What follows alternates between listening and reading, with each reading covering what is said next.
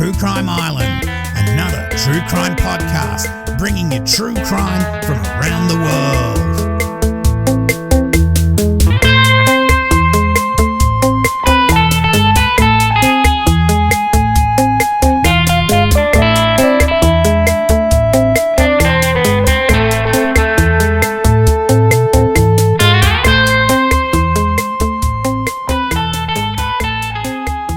Islanders, welcome to the island. Just some housekeeping before we start. I have uploaded this episode as a YouTube video. It's the first one, so please, if you've got time, have a look. And if you like, you can subscribe and get notifications as well. It is a little bit rough being the first episode, but the show will evolve as time goes on. Also, the schedule for the next month will be a little bit all over the place, as I'll be in Thailand for the next month getting married to the lovely Kate. So I may miss a week or two or put two out in 1 week, hopefully. Let's get stuck into it then. Tonight, I'll tell you about a case that I recently saw on Forensic Files. Now, Forensic Files, if you haven't seen it, is a great true crime series focusing on the forensic aspect of crime solving. It's an older show, but a classic true crime series, so have a look if you can.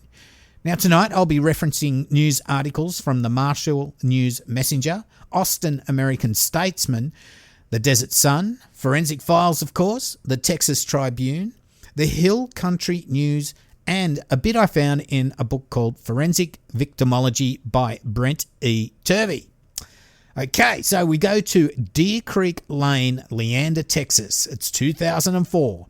Where office receptionist 21-year-old Molly Kathleen Daniels, who was born 13th of February 1983, and 24-year-old unemployed mechanic Clayton Wayne Daniels, born the 14th of February 1981, that's Valentine's Day, and that's coming up this week actually, they lived there with their two kids, 4-year-old Caleb and 1-year-old Haley Joe. Clayton is known to be a bit of a layabout, and that's probably why he is unemployed. But that isn't the worst thing about him. He's also a pedo. Now, we get to the 18th of June 2004. Passers-by notice fire coming from over the edge of a roadway down a long steep ravine at Ranch to Market Road, number 1174, Burnett County.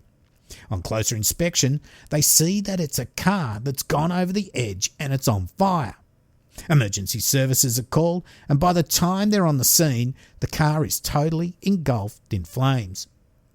The fire is so intense that the tyres have melted into the rocks surrounding the vehicle.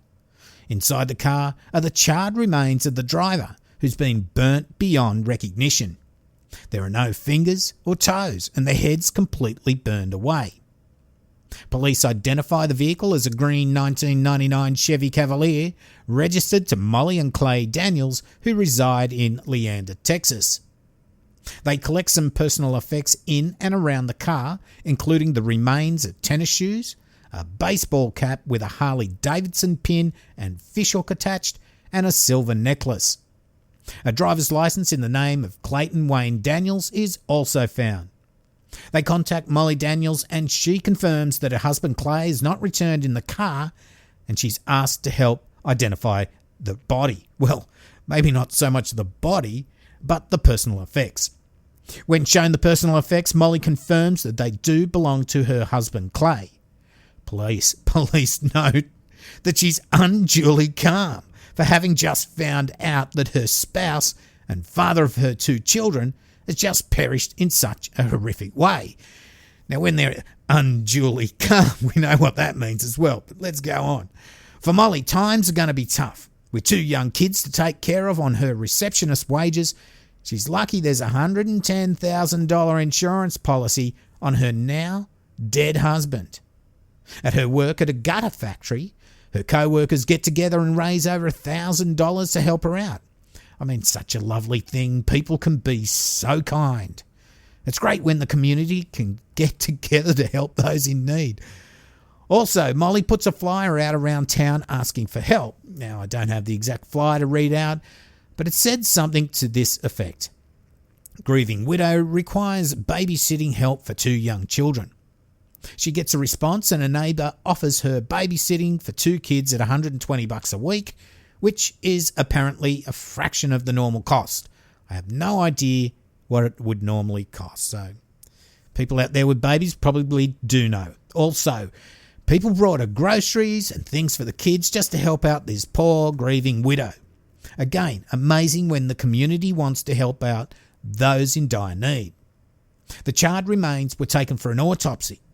In his autopsy report, former Deputy Medical Examiner Vladimir Parangow identified the remains as those of Clayton Wayne Daniels, noting that he'd found a small segment of penis and a small amount of urine in the bladder that matched to Daniels. How they match urine, I have no idea. Anyway, there was only 14 pound or 7 kilo of body mass left. Police at the scene of the accident notice that there's no skid marks at the edge of the road going down towards the ravine. That would be fine, but what didn't make sense is that if the driver didn't apply the brakes, then it should have run over the edge at reasonably high speed. But the damage that the car had, plus the damage made to the surroundings as it passed, looked more like it went down the ravine at a very slow speed or just rolled down the ravine, rather than at a normal driving speed given the lack of skid marks. I keep saying skid mark. I'm trying to stop not laughing. This is serious, people. This raised their suspicions that not all was as it seemed. Further forensic examination of the car revealed that the driver's seat had been totally burnt out and no residual body fluids were found. Also, the fuel tank was totally intact. Mechanically, the car had been in top shape before the accident. The brakes were fine, fuel lines, suspension, engine. In fact, mechanical failure of the car was ruled out as a cause for the crash or fire. No point of ignition of the fire was able to be found. So how did it burn so completely? Investigators decided to take samples from the vehicle and test for accelerants. Now this would come back testing positive for charcoal fire starter fluid. At this stage, police were very, very suspicious. Did someone kill Clay Daniels and try to cover it up by burning him in the car? Who wanted him dead? Well, as we know, Islanders, the first place to look at is the spouse. Investigators found that there was a $110,000 insurance policy on the life of Clay Daniels. That seems a lot for a layabout unemployed dude.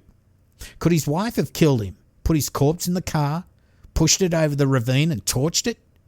If she had an issue with him, that she'd want him permanently gone, it was backed up by one of his best mates at his memorial service that called him an asshole.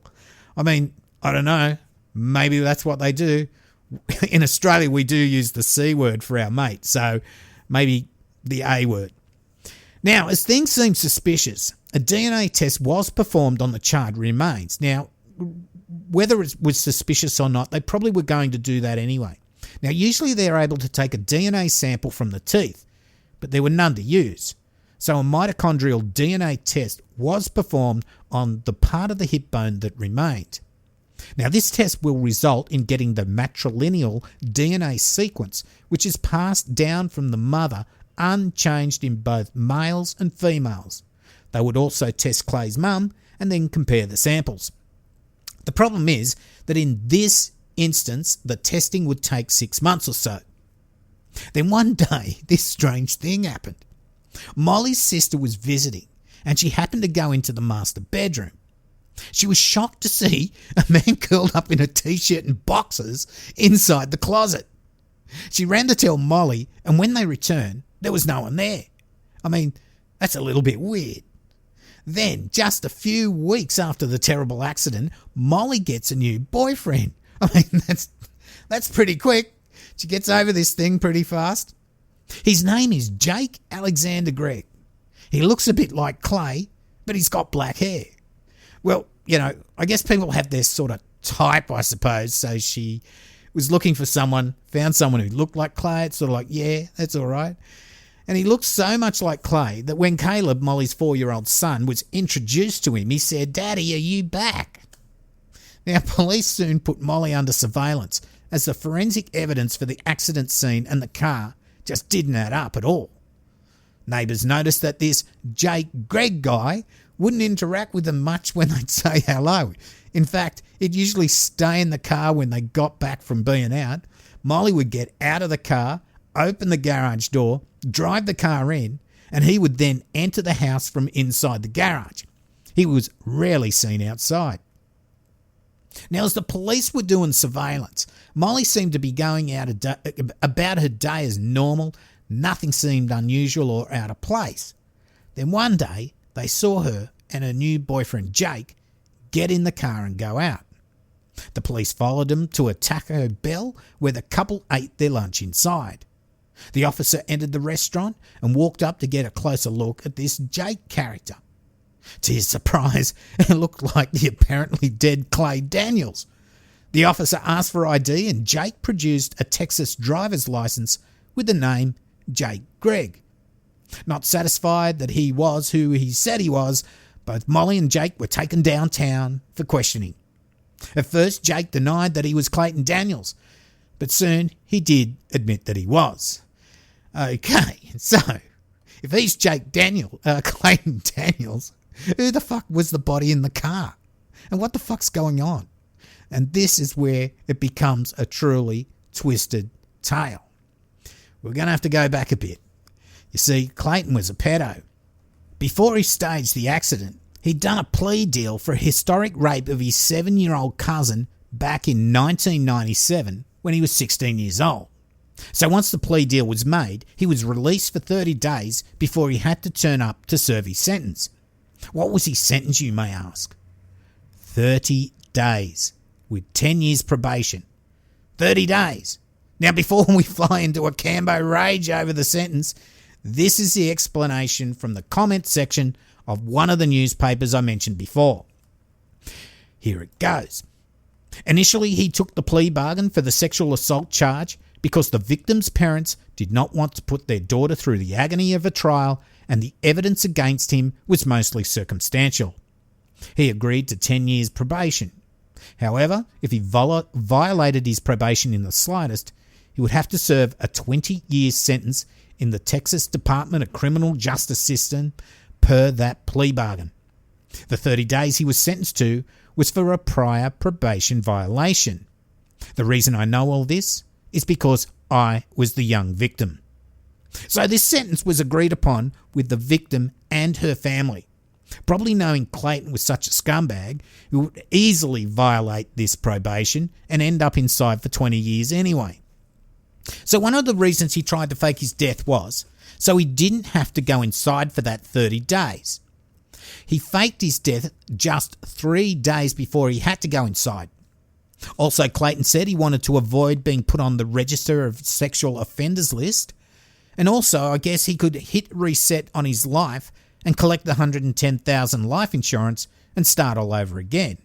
Although he did deny that the money was his motive for the crime. Yeah, right. Molly told investigators that she had no idea. I have no fucking idea Clayton faked his own death until he turned up at her house about a month after the accident. At this stage, the DNA test on the corpse was still not finalised, so they had no idea who it was. They were going through missing person lists and all this without success. They just have to wait for that DNA result. Molly told investigators that when Clayton turned up, they decided they would go to Mexico, where Clayton would get new teeth and plastic surgery, and she would get a tummy tuck, as you do. While on remand in jail, though, loudmouth Clayton told one of his cellmates that the plan was to dig up a corpse of someone old who'd recently been buried, someone old with few relatives to lessen the impact on the corpse's family. He said then they put the corpse in the car, push it over a cliff, torch it, and Bob's your uncle. When investigators were informed of this, they eventually found a cemetery that had an area set aside for people with little or no money where they could get buried. They eventually came across a grave at Pebble Mound Cemetery that had been recently disturbed. It was the grave of Charlotte Davis, 81, who died Saturday the 20th of December 2003, about 6 months before the staged accident. Investigators exhumed the coffin and their worst fears were realised. The coffin was empty. Investigators now got a search warrant to access Molly's work computer, to check out her browser history. Well, Molly was still sticking to her story that she was innocent. Clay wasn't saying that much either. Now, just by some stroke of luck, Molly's computer had become infected with a keylogging virus or worm. What these keyloggers do is that they log every keystroke you make on your computer keyboard and save it as a text file. This way the person who's infected your PC can see what you type, especially user names and passwords. Well, what they found would incriminate Molly and prove that she had helped plan the faking of Clayton's death. Here are some of the search terms that were found in the keylog. Unidentified body, forensics on a body, burned body, no body left after the fire accident, fire's death by fire with no body, body burned so badly it's unidentifiable, vehicle fire with no body left, vehicle fires involving corpses, when are teeth destroyed by fire, cremation, 15 hours at 1500 degrees Fahrenheit. The keylogger also showed how Molly had researched not only how to fake Clayton's death by fire, but also how he could get fake birth certificates and Texas driver's license. Fuck's sake, Molly. In a further search of the Daniels home, investigators found 2 containers of charcoal starter fluid in the kitchen, with one matching the type used to burn the car. When the DNA test came back, it was found not to match Clayton Daniels, as we sort of realised by now. Yep, it was poor old Charlotte Davis. Okay, so now maybe you're asking, wasn't there an autopsy performed that found the corpse to be male because they found this little bit of penis and the bladder contents matched that of Clayton? Well, this is from what I read you before, but I didn't read you the first bit, so I'll put it all together this time. From Forensic Victimology by Brent E. Turvey. In June 2004, the Travis County Medical Examiner's Office misidentified the charred remains of an 81-year-old woman as those of a 23-year-old man. In his autopsy report, former Deputy Medical Examiner Vladimir Perungau identified the remains of those of Clayton Wayne Daniels, noting that he'd found a small segment of penis and a small amount of urine in the bladder that matched to Daniels. Unfortunately, the corpse was that of an already dead and embalmed, buried and then exhumed woman, leaving Burnett County officials wondering if they'd actually examined the body at all. So there you go.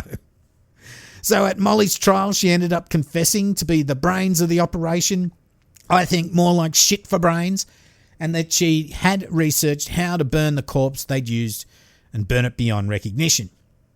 She told the court how Clayton was going to dig up the 6-month-old corpse of Charlotte Davis, dress her in tennis shoes, faded glory jeans, whatever the fuck they are. Actually, I did Google it, and they're Walmart jeans. They threw in a Harley-Davidson cap with a fishhook next to the car, which Molly would tell police Clayton was wearing the last time she saw him. They would place Charlotte in the car, push it over the edge of a ravine, then use the charcoal starter fluid to set fire to the car. Molly said she would then wait for the police to contact her once the burning wreck was discovered. She did try to say they did it to keep the family together. As you know, Clayton was to serve 30 days in jail, and they didn't want him to go on the registered sex offenders list. She did deny that it was done for the insurance money. Yeah, right, Molly, bullshit. Anyway, Molly said they got the idea, and get this, she got the idea from watching Law and Order and CSI. Fuck's sake, I think she only watched the first bit. Maybe she should have watched the show the whole way through. Anyway, Clayton confessed to arson and insurance fraud. For insurance fraud, he got 20 years. Of course, for this aggravated sexual assault on the child, on 2 counts, 20 years each. Indecency with a child, 20 years. Arson, 15 years. And desecration of a cemetery, 10 years. With all that, his projected release date is 2034. Molly confessed to insurance fraud and hindering apprehension. For the hindering apprehension, she got 10 years. The insurance fraud, she got 20 years. Now, she served at least 12 years of her sentence and exited prison sometime after 2016, and she's keeping a very, very low profile. So, Islanders, This case had so many twists. First, it looks like a father of two has run off the road and been incinerated in his car. Then it looks like the scene is staged. So why would someone want to kill Clayton Daniels? Then it's not Clayton, but it's someone else. So who is it? And were they murdered? By who and for what?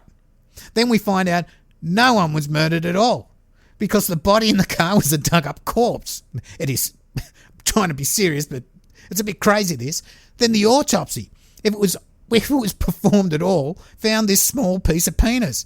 And so it was declared to be the body of a 24-year-old man, but actually it's a long-dead 81-year-old woman. And just by luck, Molly's computer had been infected by a keylogger virus, and so her part in all of this was brought to light. Now, I'd hate to think how this has affected 4-year-old Caleb and the 1-year-old Haley Joe. Probably she was too young to realise or remember what happened, but still, she would have been 13 by the time her mum got out of prison and her dad's still inside. Now, also, the community felt pretty much betrayed in all this, as they had come together to help out this grieving widow. Her workplace closed for the day to attend Clayton's memorial. They raised $1,000 or more to help her out. Neighbours brought her food and groceries. Now, her neighbour, Jennifer Panis, said that she'd offered to help her babysit the kids when she saw the flyer about newly widowed mum needing a babysitter. She offered her services to mind the 2 kids for only $120 a week, which was a huge discount from the normal rate. Molly was lapping it all up. She probably loved all the attention she was getting. So I guess the only good thing is that they didn't actually murder anyone to pull off their little stunt. Also, Clayton ended up doing the 20 years for raping his 7-year-old cousin rather than the 30 days. And of course, Molly got busted for being a conniving, lying bitch. What's fucking wrong with people? Well, I guess stupid people do stupid things and they win stupid prizes. Let's hope little Caleb and Haley Joe didn't turn out like their parents. So, Islanders, that's it until next week. But before we go, there's the usual end of show stuff to get through. The new theme music is to align the podcast with the YouTube content. I have had a lot of feedback and it seems like the old theme is much loved, but we aren't going back. If anything, I'll change it to something new, maybe a chance for one of you to send me some of your work. I like the one that I did pick out as it had a bit of an island music sound. Reminded me a bit of the Better Call Saul theme music as well. So send it my way if you want to change. For Patreon, big shout out to all past and present Patreons of the island. Thank you so much. As you know, True Crime Island is totally listener supported, so you won't hear ads, just occasional promos for podcasts I think you should check out. To become a patron, go to patreon.com/True Crime Island, and for as little as $1 a month, you too can help support the island. I will be emailing reward qualifiers this week, so look out for the email if you qualify for a reward.